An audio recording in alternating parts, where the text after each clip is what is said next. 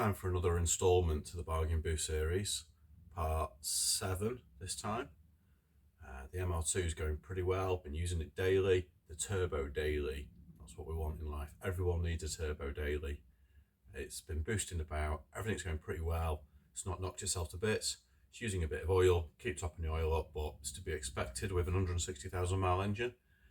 It goes pretty well for what it is, but we've tasted a bit of boost and we want a little bit more. So we're running about half a bar, and I think we should try about 0.8 bar, you know, just not quite a bar, but somewhere in between. So we're going to have to play with the actuator to get up there. We've had a bit of a problem tuning it because I realised that the AFRs were getting leaner and leaner and leaner on their own, but it turns out the exhaust was burning away. I'll show you some of that, and we've made a new exhaust. So yeah, let's get on. Part 7. Let's do another video, eh? So this was the first exhaust we made up a few parts ago, maybe part 3 or something. But I had an MOT to go to, and I didn't have a catalytic converter. So I very badly bodged in this Ford Focus ST170 catalytic converter. It didn't really fit the pipework, but I made it fit, and really badly had to codge some patches in here. It was all a bit of a rush. I just wanted an MOT. But anyway, I put that on, and then as I kept driving it, it started to sound a bit blowy, and my AFRs were getting leaner and leaner and leaner. And it turned out that this flexible section here, there is a bit of said flexible section. This flexi here has literally burnt away. That's why it's so black. So there's like holes in here now.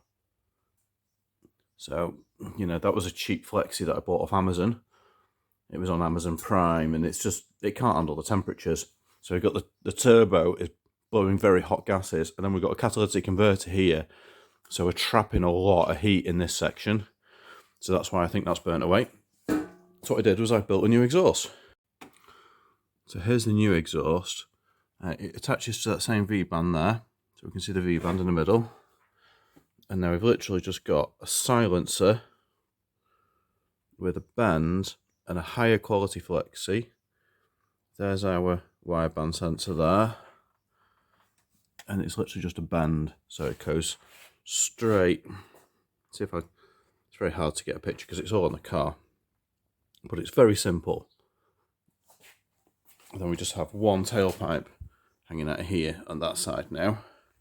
So this is only made of, well, there's one bend there, another bend at the top there, so it's just basically like a U shape there, a flexi, a silencer. There's only about 110 quid's worth of gear in that exhaust. So pretty cheap and easy exhaust that is to make. I've also made it at 2.5 inch this time, where the other exhaust had loads of bends, and it was a 2 1/4 exhaust, and this sounds pretty good. It sounds good, and it seems to flow pretty well. So that should give us a bit more headroom. So what we're going to do in this video, well, we're going to play with the actuator. So I've bought another actuator because it was cheaper to buy this pile of Chinese stuff off AliExpress than it was to just buy a spring. This was like 30 quid or something. Now I think this is the same actuator that I've already got. And then it comes with all these bags, these very high quality bags. And in these bags are different springs with different ratings. So this one seems to be rated for about 1.5 bar, that'll be a bit much. That one's rated for about 1 1/4 bar, that'll be a bit much. 1 bar to 1.2 maybe. 0.3 to 0.5, that's probably what we've got already in ours. So we may be looking at that spring, or the empty bag, which is somewhere in between. So that one's rated for 0.5 bar, that one's rated for 0.4, that's what I've put in this, and that one's rated at 0.3 to 0.5. The springs look like this, and it seems very similar to what's already in the actuator that I've already got. So we'll have a little play with some of them. It might take a bit of swapping to find one that's a happy medium. I'm pretty sure that's what I've already got, because that starts at 0.32 bar and mine was sold as a 0.33 bar spring. So I put that one in now, which goes from 0.4 to 0.8 bar, depending on how much preload you're going to put on the spring. So I've already loaded that up with that. So that's our actuator. We'll swap that over in a minute. Now, I also saw this on eBay. This is off a Subaru, and it's a HKS MAF housing.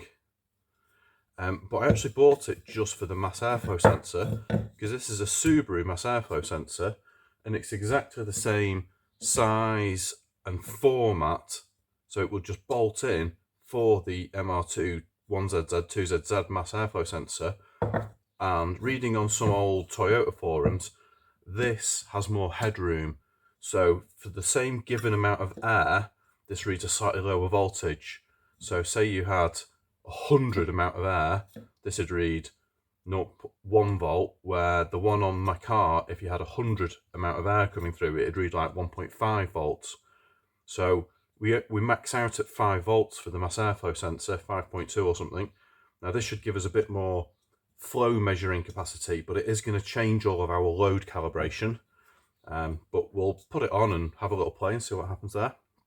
Now, I am a bit of an eBay-aholic, and what we're doing at the moment to this car is just tinker time, but I feel that this boost thing might be a bit of an addiction, so we're going to up the ante a bit more.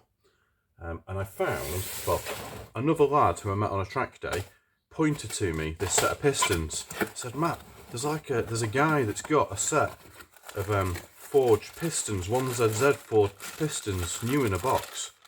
So we bought these, and here you go. Pistones Forjados. It's a H, isn't it? J is pronounced as a H in Spanish. So anyway, these came off eBay. They were about 200 and something quid. And when I opened the box and I looked at this label, it says made in the Republic of Argentina in the 7th of the 10th 2008. So these have been sitting in a box for 17 years right now. So I think we're going to build an engine. You know, this part 7 is going to turn into 8, 9, 10, 11, 12, because we've got a bit of a boost addiction, and I think that's what happens. People go, oh, I'm going to boost a car on the cheap, and then they get a bit of boost and they're like, oh yeah, we want a bit more of this action. So we're going to up the ante with that. We're going to build an engine. We're going to get some forged rods. I've ordered an engine off the J-Spec dude in Scotland. Andy, I think his name is. He's a super cool guy, very reliable. You want to order bits off him because he is a superstar. And then I thought, well, if we're going to push more boost, Chinese turbo, it's a bit howly. I'm not that enthralled by its quality. I saw this. This is off a Subaru again. It's an internal wastegate turbo. This is off a Subaru WRX or a Forester, and it is a TD04L. A guy on the MR2 forum called Gaz, who's built like some nuts 2ZZ turbo that's probably 350 horsepower or something. He had one of these on his 1ZZ, and he reckons that this is a pretty good turbo to beat. So we're going to have to get the exhaust manifold off the car, cut the flange off, because this has got one of these weird Subaru flanges. We'll weld this onto the manifold. I've got a V-band adapter that will bolt on here, and hopefully we can cut and mess with this bracketry here and get one of these adjustable Chinese actuators on here with a bit of bendy wonkiness. And then at least we know with this turbo that the wastegate sizing is actually a proper calibrated affair, where my drilling out of the one that's on it might not be totally ideal. But this was like 130 quid on eBay. It doesn't have any play in it. It all feels pretty nice. It came off a Forester that was getting broken because it was rotten. But I just think this is a far higher quality turbo. And if we're going to start trying to get, well, if we put these forged pistons in, why can't we see a bar and a half? Like a 1ZZ with a bar and a half of boost up it. that's going to be, it's got to be 250 horsepower plus at that stage, 270 horsepower or something. And that's a pretty pokey MR2, especially for the turbo daily. But yeah, I think we'll swap over to a higher quality turbo that isn't going to grenade itself and blow an engine out. And yeah, so that'll be coming. We'll get it running with this this bigger actuator, and we'll tune it a bit on this mass airflow sensor. So we'll go and find sort of this 0.8, 0.9 bar area, and we'll sort our tables out so we've got some headroom, because at the moment when we're tuning, we're maxing out the table. There is no more load values, and I'm only peaking at about 0.6 bar. So we need to build ourselves a bit of headroom, and then we can build a nice engine. This probably won't be this year. I suspect this will be next year, building an engine. And yeah, then we'll make even more boost. But I'd say this is all a bit of a silly addiction, but just for a daily, you would really be very happy, and you'll have a lot of fun just on 0.5, 0.6 bar. It is a mega little car to drive around in on that. So, right, anyway, let's go and get under the car, swap an actuator over. I think what I might do is I might compare this spring, because that's the one out of this 0.3, to what I've got in here, and we'll see what I've got. So, let's just open this actuator up quick, super quick.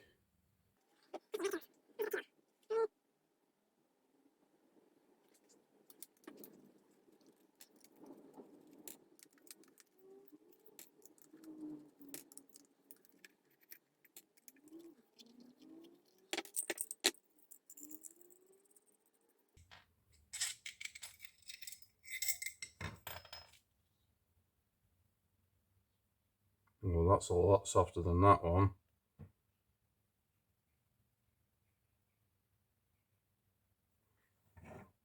I've got an idea. Right, here's an idea.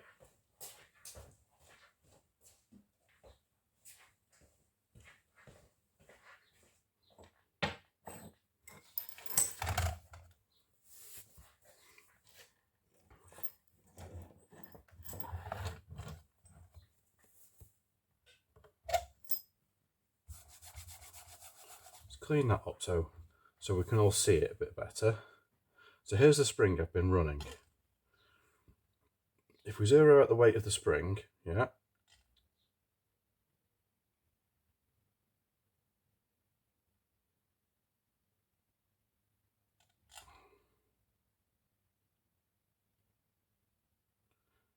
so 200, 300, 400, 500, 600 grams. Yeah. So let's try this one. Oh yeah, that's definitely quite a bit of a heavier spring.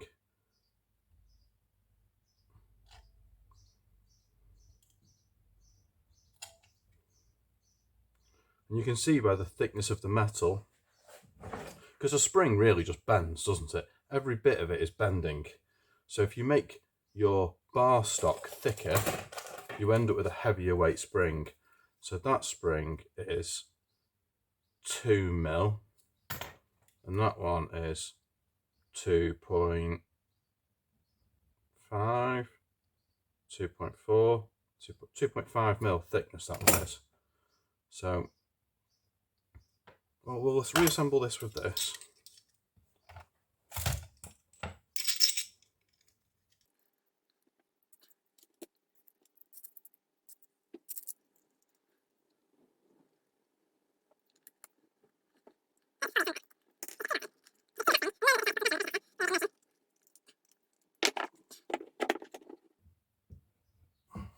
Okay.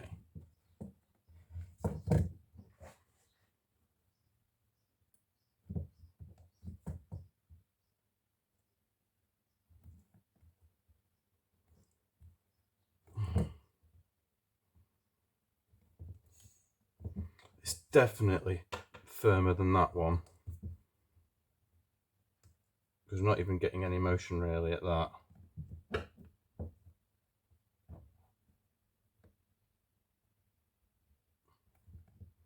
At half a bar we are.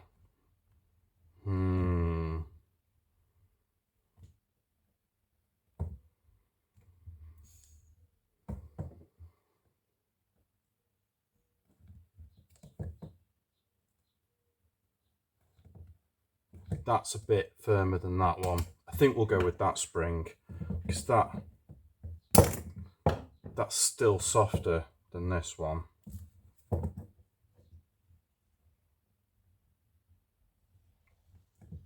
That one doesn't even start moving until there.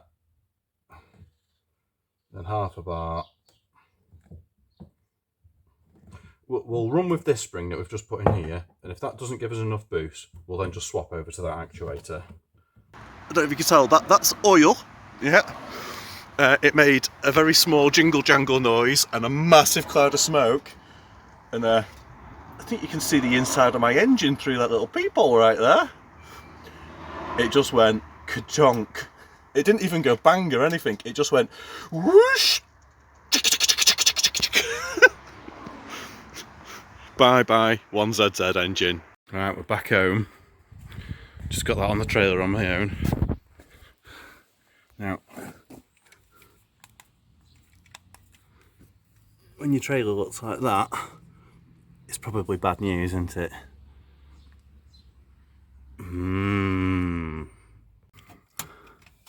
Let's have a little peep.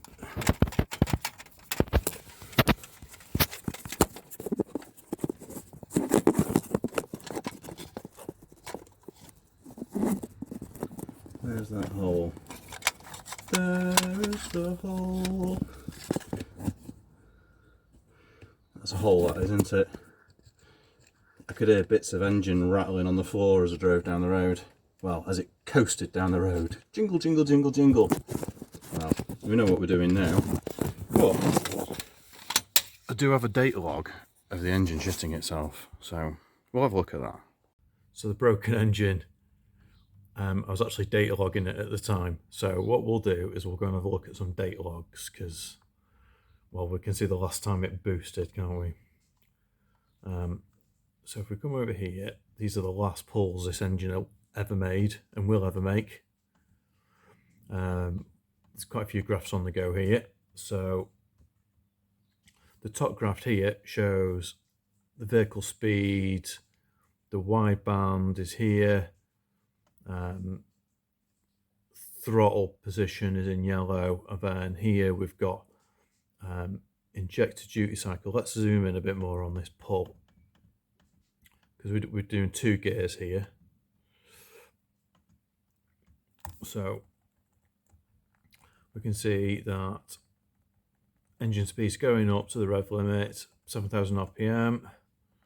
Then it all went pear-shaped. Anyhow, so there's some interesting things to see here, because we're maxed out at 100% duty cycle on the injectors here. So that's 90% duty cycle, but we're maxing out the injectors, so the 2ZZ injectors aren't going to get us that sort of boost pressure. How much boost pressure were we making? Well, there's a green line, that's the boost. So, and this is in kilopascals, so it's basically bar 0.9 bar, that is. So we were 0.9, we were peaking there at 0.93 bar. So it's not surprising that it shat itself, is it really? But then once the initial spike in the boost control kicks in, it then sort of hits that 0.8 bar and there, 0.8 bar. And it went really well. Really well. For a little while, it went really well. But we were a bit lean as well, as we can see on the AFR here, 13.66. But I just can't get any more fuel out of it. So 13.6 is as best as you're going to get when your injectors are at 100% duty cycle. So, but things like the airflow sensor, if you see this plot here, I've got airflow in white and airflow voltage. We're not pegging the MAF yet. So we're at 4.8, and that's on the stock Toyota 1ZZ, 2ZZ mass airflow sensor, and it's not pegged. It's still got a bit of headroom, so we don't need to run this mass airflow sensor off the Subaru just yet. But I think we should build an engine with some forged rods and forged pistons and ARP studs and all of that, and then build something robust, something that'll take this nearly a bar of boost all day long, because that was quick. That's what we want out of it. That's pokey, that was. It was really pokey. And if that was the daily driver MR2, yeah. But anywho, so it all ended in tears. It was to be expected though, really. Sooner or later, it was on borrowed time. It went pretty well. But yeah, still on the trailer outside. I think it's going to stay there for a few months because there's been a lot of energy pumped into all of this. But we've had a taste and we want a bit more, don't we? So, right. Anyway, thanks for watching, as always. You need to subscribe. Subscribe. Is that backwards?